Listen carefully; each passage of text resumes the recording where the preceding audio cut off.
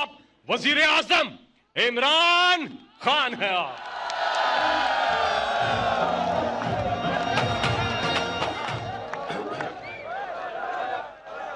बिस्मिल्लाहिर्रहमानिर्रहीम।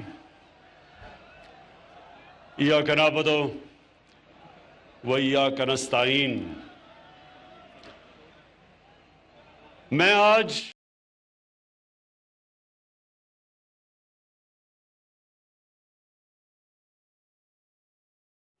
मुसलमानों के ऊपर वारदात की है।